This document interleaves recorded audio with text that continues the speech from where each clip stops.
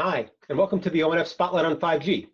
I'm Timon Sloane with the ONF, and today it's my pleasure to welcome Sandro Tavares from Nokia to discuss Nokia's activities in the Open RAN space.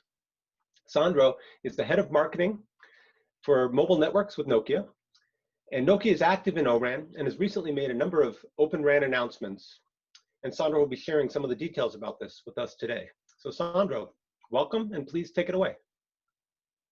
Thank you very much, Timon, and well, thanks for having me in this event.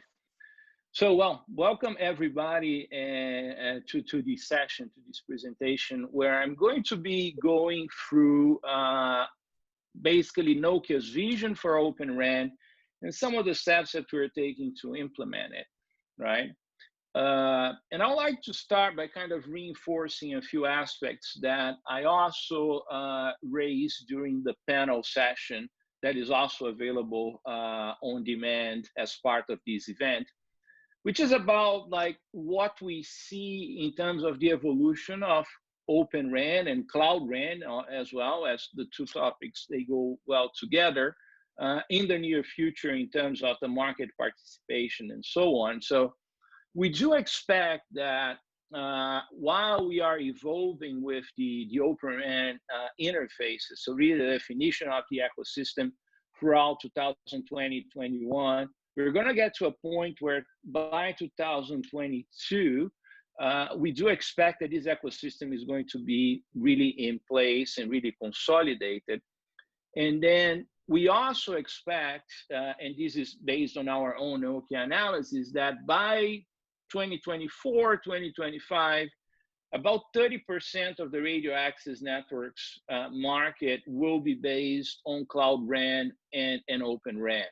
Of course, this is kind of the middle of the band that we're shooting for, depending on how fast the market makes solutions available and how successful they are in delivering upon the customer's expectations. These numbers can be a little bit lower or higher, but we believe that 30% is actually pretty good, let's say, middle of the range for what we expect to see in 5 years from now. But then it's important to also contextualize a few points, right? And one of the, let's say, the issues that I still see on the market, or not necessarily an issue, but the points where definitions are still not very solid and there is still some confusion going on, is about the definition of how Cloud RAN and Open RAN, they work together, but at the same time, they are not the same thing, right? So the way we found at Nokia to kind of model it is talking about different degrees of flexibility that we're going to add to the radio access network. So Cloud RAN was basically the first step that was made. It is a reality right now. So there is more than a handful of implementations of Cloud RAN, vRAN in the world right now. And here we are talking about a vertical flexibility. So in terms of, first of all, the separation of hardware and software, especially on the baseband, and then the ability for you to utilize infrastructure coming and basic infrastructure coming from different vendors in the same setup. For example, you can have the data center hardware from a vendor, you can be using OpenStack from another vendor, and then you're going to be using your application software, meaning the virtualized DUs and CUs from another vendor. That is already like, that was an initial step of kind of breaking this dependence between hardware and software, which is great, but it still has a limitation where the interfaces, especially when you're talking about the applications that are running on this cloud, they're still not open by default. And then that's where the horizontal, what we call the horizontal flexibility starts to play, which is then where Open RAN comes, right? So Open RAN comes to then define open interfaces between the different building blocks of the radio access network to allow then a full, let's say, bidimensional flexibility in the design of the of the radio access network. So you have an open mid-hole interface defined between the centralized unit and the distributed unit, and an open front hole interface, which we can argue that is actually one of the hotter ones on the market right now, building the interface between the DU and the radio unit. So with these working together, and if you also consider third axis, where you're seeing these architecture playing across different access technologies, meaning 4G and 5G, you really achieve a full degree of flexibility that allows not only more players to come into the picture, but it allows for our customers to have more flexibility and freedom really in defining how they are going to build their networks and which are the vendors they are going to utilize in this process. So key market drivers, right, that we see going on right now, that they're basically fueling this discussion, right? So first one is around RAN flexibility and optimization. So of course, cloud provides more flexibility to start with. So that is a very important point. And of course, Open RAN comes on top of that, right? Second point is around really a disruptive mindset. So what we're trying to achieve with a migration to the cloud and a migration to Open RAN is to really not only increase the number of players in this telecom supply chain, the telecom ecosystem, but also having a more disruptive and a more innovative mindset across product development. So we get to a point that we're not only developing new building blocks, so new versions of CUs or DUs from different vendors, but we actually have a constant flow of innovation coming into this part of the network. And actually one of the great enablers for that is the RAN intelligent controller that is defined by the O-RAN Alliance. Then the third point is about edge cloud, right? So edge cloud has been in discussion for a long time. So definitely more than 5-6 years. Right. And so far, we kind of lacked, let's say, the critical mass in the market to really justify huge investments in building the cloud, the edge cloud infrastructure. Well, 5G is coming to basically close and get to a solution for this equation, because if you want to bring the benefits of 5G, of low latency and new services for different verticals, actually a strong edge cloud infrastructure is going to be very important, and that basically justifies all the investments that you need to do. So that is a good starting point, and basically a driver for the deployment of the edge, but also for enabling Cloud RAN and Open RAN. And the fourth driver is really kind of I alluded to in the three initial points, but really the creation of an open ecosystem that would support a multi-vendor supply chain, and that would add to the mix the abilities of programming the RAN for applications like, well, the customization of solutions, license management, service optimization, AI, and basically any new service that would benefit from having a more direct connection to the radio access network, all of that enabled by the RAN intelligent controller.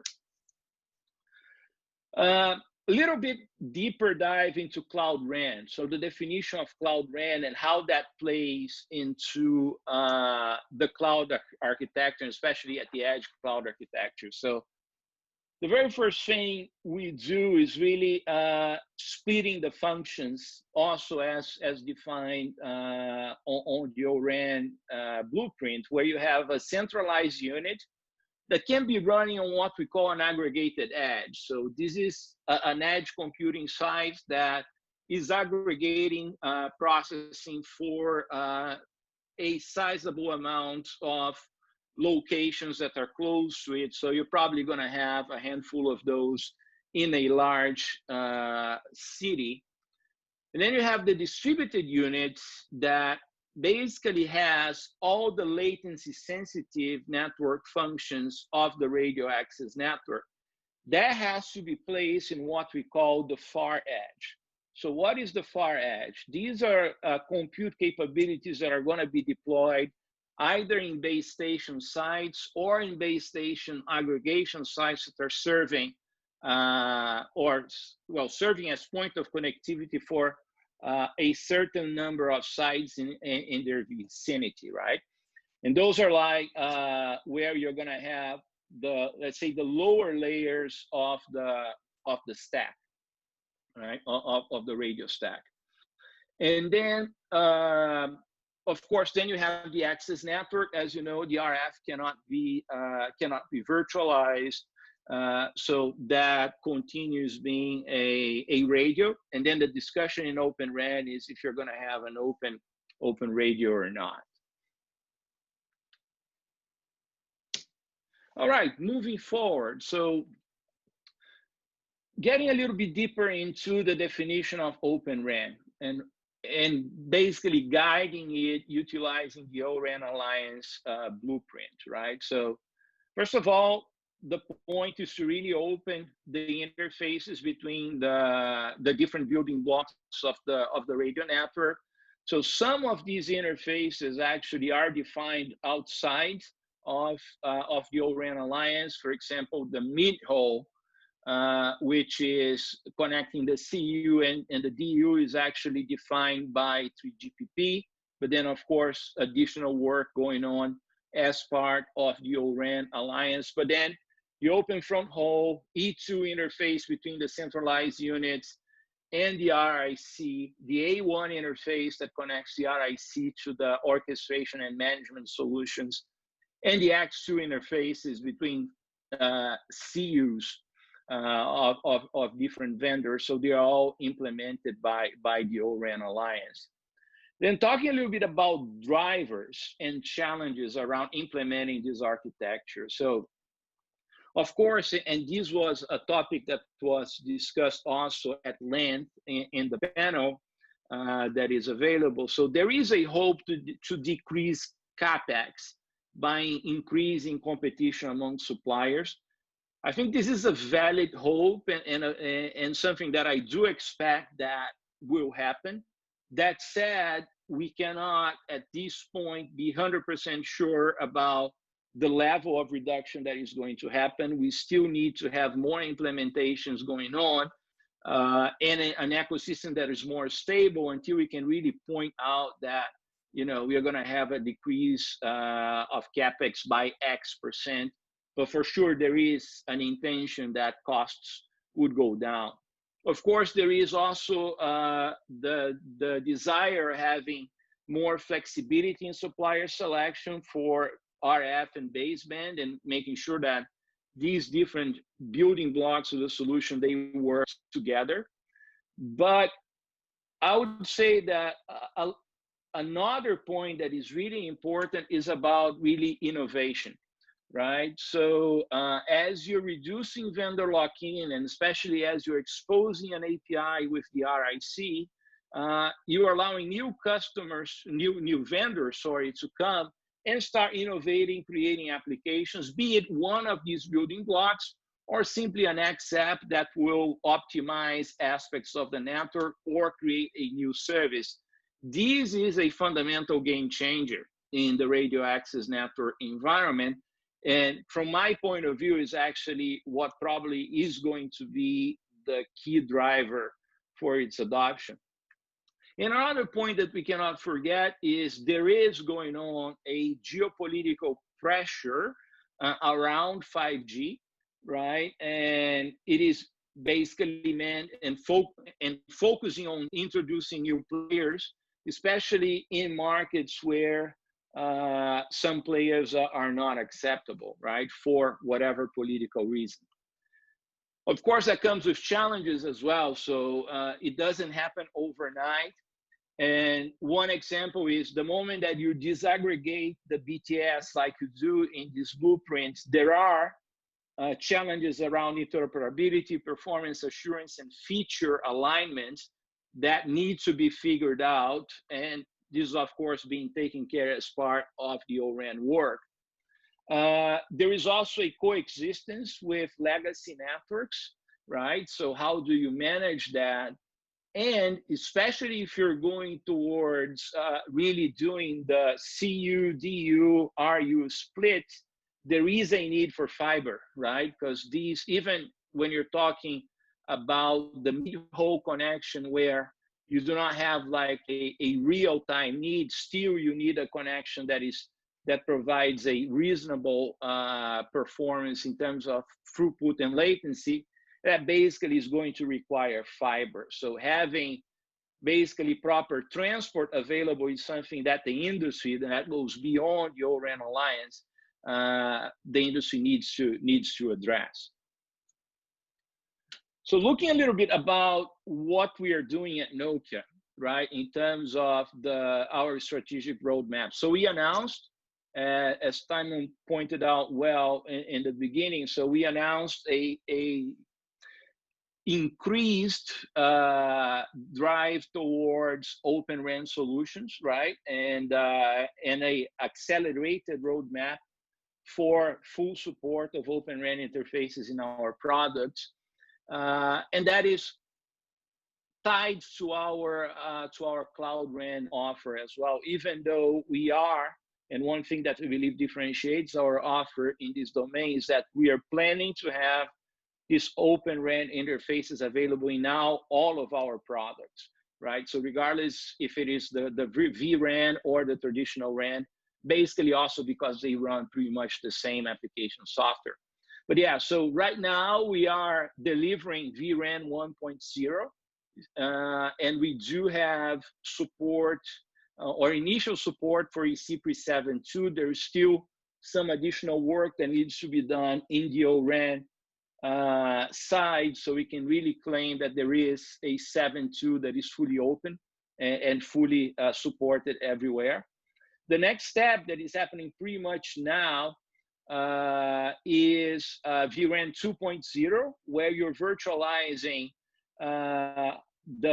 well, first of all, you're splitting the DU and CU, and you're virtualizing also the DU instead of having the DU running in proprietary hardware, right? And then starting from 21 onwards, then a move towards cloud native RAN, which basically would implement a full set of cloud native capabilities on the vRAN solution. So support for containers, public cloud, and everything. And then let's say a more complete support of dual-RAN interfaces that, as I need to stress, are still being discussed as part of the O-RAN Alliance. So we need to continue evolving these interfaces. So in terms of our messaging and our positioning on this market is that we're really committed to lead the open mobile future. We believe that the fact that we are one of the biggest RAN vendors in the world and that we are supporting Open RAN, it brings a lot of weight to the initiative, right? And it brings additional additional credibility to the effort that the industry is taking, right? So we will be working to deliver world-class performance and security on top of an Open RAN environment, that for sure.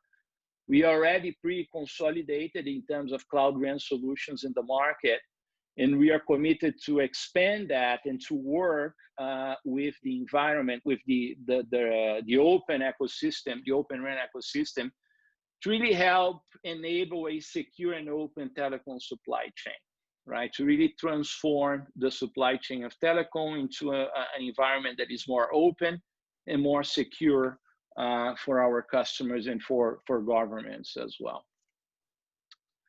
So summarizing, right? So we believe that we are positioned to be the industry leader in Cloud RAN and Open RAN.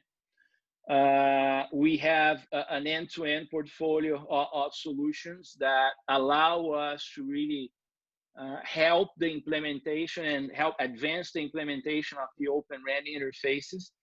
We are active in all working groups, and we co-lead the RIC and the front haul groups, which we believe are actually two of the most advanced one in terms of their work.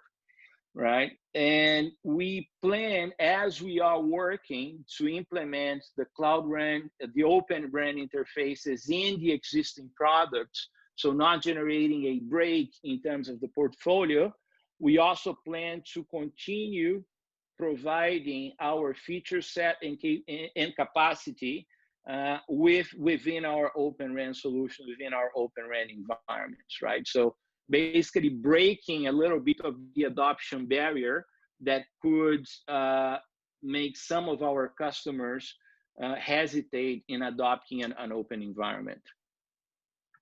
With that, that's all I had to say. So thank you very much for watching. And back to you, Timon. Sandro, great. Thank you very much. And I really appreciate you coming and being with us today and sharing some more about what Nokia is up with and up to and your vision looking forward. So a couple of things occurred to me as you were talking. So I'd love to ask you some questions, some follow-up. So maybe at the top, you talked about 30%, I think Nokia's vision, or you're forecasting 30% of the market moving to CRAN and Open RAN. I'm wondering if you can keep those two apart. I mean, between CRAN and Open RAN, do you have a view for, what the split would look like, and how much of it would be, really have open O-RAN, open interfaces in that time frame? Yeah, that's the point of uncertainty, right? Because it will really depend on how well the open interfaces of O-RAN they develop, right? But we do believe that a lot of the, let's say, Cloud RAN implementations, they are going to be open, right? They are going to be Open RAN or involving at least one open interface. So that will be the vast majority. I don't have a breakout of the numbers, but we do believe that these two technologies are working together and they are growing together, regardless of the fact that we are also offering Open RAN in our traditional products, right? And that we also have Cloud RAN solutions that aren't necessarily are implementing the Open RAN interfaces. We believe that as we evolve, these technologies are going to be working more and more together, right? And we may get to a point where, all of the Cloud RAN implementations, they are going to support the O-RAN interfaces, regardless if the customer is mixing and matching vendors or not, the interfaces are going to be there. Yeah, so makes sense. And I guess, the two are synergistic in a lot. Of ways. And they are synergistic. They're not the same thing, but they're synergistic. Yeah. Right. Yeah. And I think Deloro just announced some numbers. I mean, you're starting to see some people forecasting a little bit more specifically for O-RAN, as I understand it. Or actually, I can't remember the exact term they used, but I think 5 billion by 2024, if I'm not mistaken, something like that. So good, thank you. So yeah, some of the interfaces may be open, and you also mentioned that maybe open front haul is one of the hottest markets right now. So I guess I'm inferring from that maybe that's one of the open interfaces that gets the first earliest traction in your mind. Exactly. Yeah, that's the one that we are seeing popping up more usually in discussions and more often in discussions with customers, and that's where I can say that we are more advanced as well. And I think that the industry is more advanced, even with some early implementations that are not necessarily utilizing the open front haul interface as per the O-RAN Alliance yet, but they are showing the possibility of having a radio unit and a distributed unit from different vendors working together. We are involved in a few of them, and probably the most famous one is Rakuten, right? So that is an initial step towards really creating a sustainable open environment in the future, while still not implementing fully the O-RAN, the open front haul interface defined by O-RAN, right? Yeah. So is apologies, I don't know if it's public. I don't know exactly what it is. I'm not disclosing anything that's private. I don't know, but is it a 7.2 split with Rakuten? And you mentioned your eCPRI interface. Is that the interface where you're interfacing?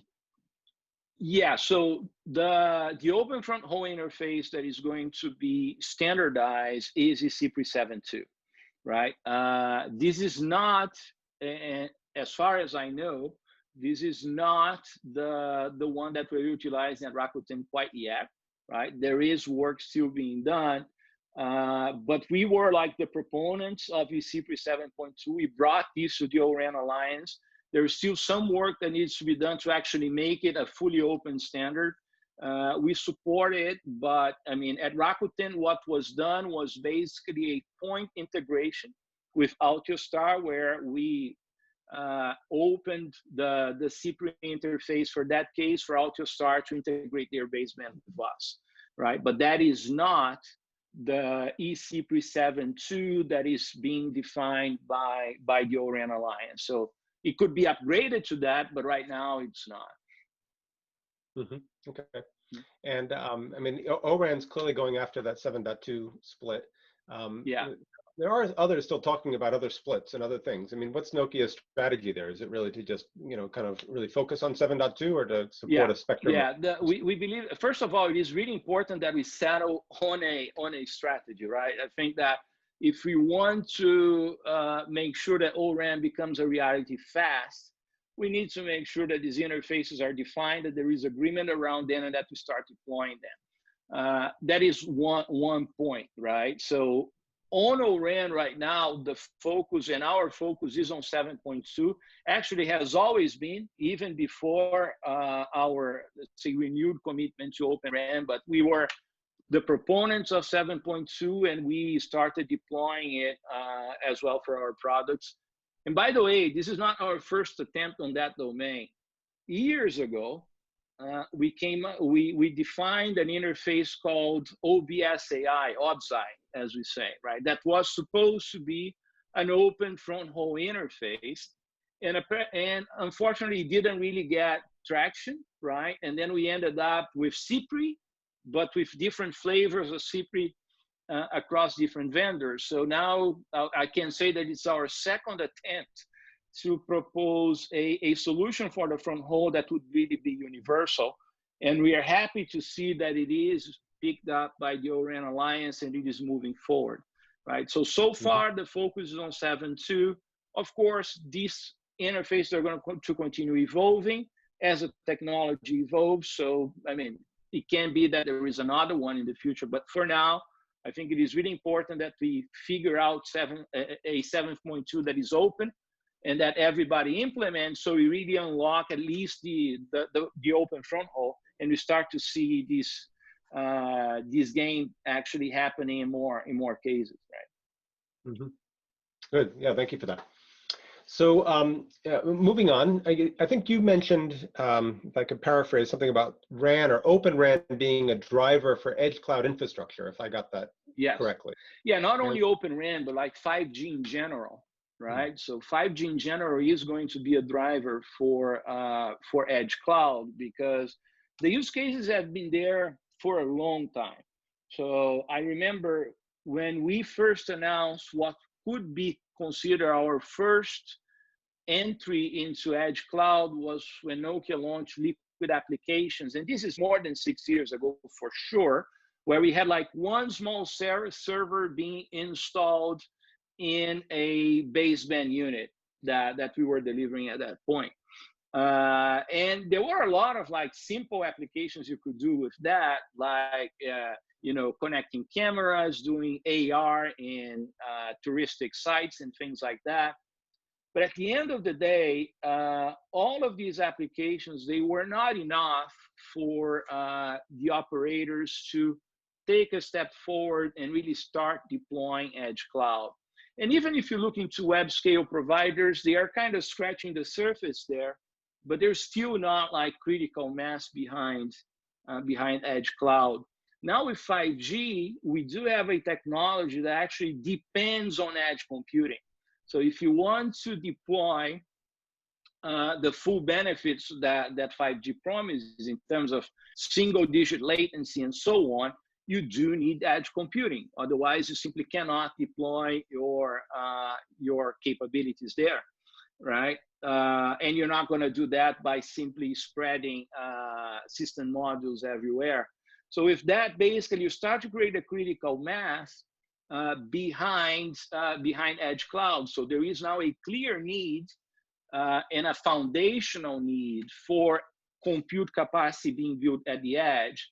And then vRAN, of course, kind of fuels that, because that's the solution is going to be used at the end of the day in the future. And that opens the space for other applications to come in, right? And that's where Open RAN plays a role by exposing APIs via the RAN intelligent controller, and creating a kind of a platform as a service environment where, you know, developers could potentially start writing codes leveraging this API to do, you know, optimize processes in the network, optimize video delivery, optimize the network using AI ML, or simply to create any other service that would benefit out of having this close contact to the radio access network and a close contact to the user as well, utilizing a low latency infrastructure. Mm-hmm. Yeah, no, interesting. So it is kind of a way to get enough footprint of compute capacity at the edge to then start leveraging it. Exactly. Exactly. Yeah. It sounded like you were talking about using APIs that are coming out of, I guess, ORAN, you know, and leveraging those. I mean, there is edge compute that has nothing to do with 5G, you know, or wireless even, and some need to get to critical mass of APIs to be able to get the critical applications. You know, that's it's kind of a chicken and egg kind of thing. Yeah, and maybe there it's is. Yeah, and the interesting thing is that this is actually then the RAN APIs. They're just one part of the equation, right? So if you look into, for example, the definitions behind the ETSI-MAC, so there is another set of capabilities that can also be exposed at the same time. In fact, I mean, that's the vision that we have. So in terms of what kind of appliance would be put together, of course, a virtual appliance that would be put together to create this link towards external software developers, these appliances should actually be combining the APIs that are defined by the ORAN and, you know, the ETSI-MAC framework as well. So you actually have a more complete tool set that you can utilize to build your application. Okay, so so good. I guess you answered the next question I was thinking of. So that's Nokia's strategy, is really looking at ETSI-MAC as the set of standard APIs to help promote that edge compute. Not only ETSI-MAC, but definitely one of them will be ETSI-MAC. Okay. Good, thanks. And then something else you mentioned is XApps as a game changer and a key driver for adoption. So I'm curious what your vision for that maybe looks like. Like, you know, what kind of, well, how is it a game changer? And, you know, what kind of mix and match might there be? What kind of applications might you envision? You know, where are we headed? Yeah, so the XApps, what really strikes me about, you know, the RIC and the ability of creating XApps is that it really opens up the ecosystem for any software developer to come and start working, right? And you have a myriad of things that you can do in an XApp. So probably the most straightforward ones, and that we're going to see first, are applications to optimize the network further, right? So especially as you are in a 5G environment, there's a lot that you can do with the active antennas, massive MIMO, and so on. So you can have an XApp that is, for example, running an AI algorithm to optimize the network based on whatever input it is getting in terms of demand and so on, right? That is definitely one of them, right? Then you can also utilize XApps to create a solution to optimize video delivery, for example, right? And reorganizing the network assets to perform better in a situation where you have a big demand for video. Another thing is to optimize network slices. So that's another thing, another point that I didn't touch in my presentation, but one of the most important innovations that 5G brings is the ability to create network slices and dedicate slices to specific services with specific SLAs So you can have X apps actually controlling and optimizing these licenses. These are all geared towards the network itself, right? But also, I mean, you can leverage that API and let's say the deep connection that it's going to enable with the radio access network to generate any new service that would benefit from that. So, I mean, very basic cases are related, of course, to location and then how you can, for example, optimize coverage in a specific area based on, you know, an event that is going to happen, or to push an offer and to push specific content to people that are attending a game in a stadium, things like that. So it brings you a complete new set of tools to innovate, right? And I believe that it is fundamentally a game changer because it opens the environment for companies or even individuals that are not part of this ecosystem right now. So that tends to foster innovation. We're basically breaking an adoption barrier or breaking an entry barrier, better saying, for any person that has a great idea to start developing software and present it to service providers or vendors, right? Yeah, yeah, very good. And so I guess we're going to start running short on time. So maybe a last question, but you mentioned stadiums. That makes me think of private networks and enterprise LTE, enterprise 5G, and seems to be a lot of interest building there. I'm wondering about that intersection of Open RAN and XApps and the enterprise. And you know, what kind of specialized spectrum management kinds of capabilities we might kind of discover in what is essentially a greenfield opportunity in a way. Exactly. Yeah, so that is an application, a potential application for an XApp as well. You know, if you think about an industrial setting, and then how do you make sure that you're delivering the right SLA for each of the applications that are going to be running in a factory, things like that. This topic kind of was touched upon on the panel as well about, you know, let's say private wireless being a driver for Open RAN.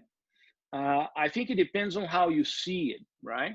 So if you look at it from the angle of, you know, having the ability of build applications using the API, I believe yes.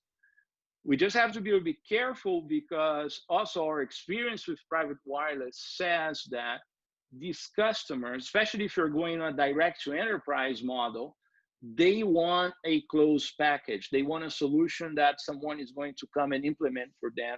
They're not they don't have the capabilities of running a network and managing integration between different vendors. So they could leverage Open RAN in a scenario where they have an integrator that is going to do the work for them, or simply they are going to have, you know, a solution that is coming from a single vendor, but with an RAC on top that actually exposes an API for new applications to be developed. So the model is not very clear to me quite yet how that's going to play, but I think there is a potential there. Yeah, no, I think without question, some kind of integrator role is going to be needed. Yeah. And that role, but that, you know, one of the many kind of interesting factors, you know, in this moving space and evolving space for private networks. So yeah. Oh, you know, Sandro, I want to thank you very much for joining us today. You know, this has been great. Thanks for sharing. Thanks for putting up with my questions. And no, thank you very much. It's been a pleasure. Yeah, it's been a great pleasure.